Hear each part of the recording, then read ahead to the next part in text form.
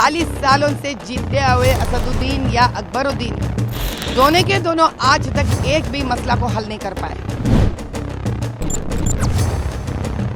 और कितने ही हिंदू परिवार रोते आए हैं लव जिहाद के बारे में। लोकसभा चुनाव के 3 चरणों का मतदान हो चुका है। अब चौथे चरण का मतदान 13 मई को होने वाला है। चौथे चरण में जिन लोकसभा सीटों पर चुनाव होने हैं उनमें से एक सीट ऐसी है जो कि काफी चर्चे में है, हैदराबाद लोकसभा, जहां से ओवैसी वर्तमान सांसद हैं और माधवी लता उनको चुनौती दे रही हैं। माधवी लता चुनाव प्रचार में जितना पसीना बहा रही हैं, शब्दों के तीर उससे कहीं ज्यादा चला रही हैं। हर मोर्चे पर माधवी लता ओवैसी को घेरते नजर आ रही हैं। माधवी लता ने इस बार ओवैसी के साथ उनके भाई अकबरुद्दीन ओवैसी पर भी जमकर निशाना साधा है। इस बार माधवी लता के निशाने की धुरी है हैदराबाद की हिंदू मुस्लिम लड़कियां। 40 साल से ओवैसी परिवार का हैदराबाद की पारंपरिक सीट पर कब्जा और लव जिहाद।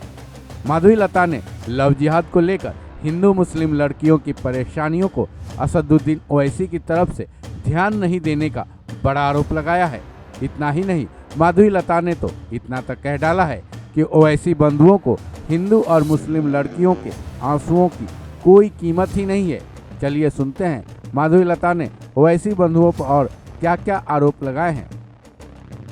जितने भी यहाँ पे ज्यादती होते आ रहे हैं हैदराबाद लोकसभा पार्लियामेंट में, आज तक एक भी प्रॉब्लम के ऊपर 40 सालों से जीते हुए असदुद्दीन या अकबरुद्दीन दोनों के दोनों आज तक एक भी मसला को हल नहीं कर पाए।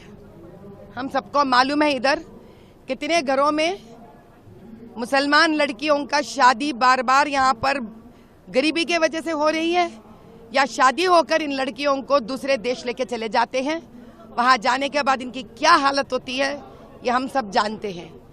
आज तक इन दोनों में कोई भी इसके बारे में किसी प्रकार का तैनात नहीं करे हैं, किसी प्रकार का ये लोग सच समझने की कोशिश नहीं करे हैं। और कितने ही हिंदू परिवार रोते आए हैं लव जिहाद के बारे में, और इसके बारे में भी आज तक कोई सच बाहर नहीं निकला गया है। शायद वो मुसलमान लड़की हो या हिंदू लड़की, इनके आंसुओं का कोई कदर नहीं है यहाँ पर। मैं पूछती हूँ, जब इतना सारा ह्यूमन ट्रैफिकिंग हो रहा है तो क्या कर रहे हैं दोनों? ये तो एमएलए भी ये लोग जीतते हैं, एमपी भी यही जीतते हैं।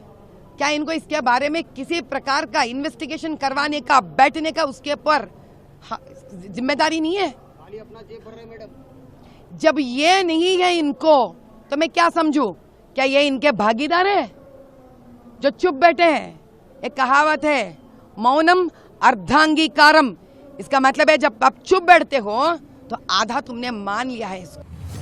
हालांकि खबर अपलोड होने तक माधवी लता की तरफ से लगाए गए इन आरोपों का जवाब ना तो असदुद्दीन ओवैसी और ना ही अकबरुद्दीन ओवैसी की तरफ से आया है। लेकिन सवाल ये है कि अगर ओवैसी हैदराबाद की जनता को, खासकर वहां की हिंदू और मुसलमान लड़कियों को इतना नज़रअंदाज करते आ रहे हैं, ऐसे में पिछले 40 साल से उनका परिवार हैदराबाद लोकसभा सीट से जीतते कैसे आ रही है? खुद ओवैसी भी इसी सीट से जीतते आ रहे हैं। फिर भी माधवी लता के इस बयान का हैदराबाद की हिंदू और मुस्लिम महिलाओं पर क्या फर्क पड़ता है, ये देखना सबसे ज़्यादा अहम है। ओवैसी बंधु भले ही उन पर पलटवार देर सबेर करते रहें। इस खबर में बस इतना ही।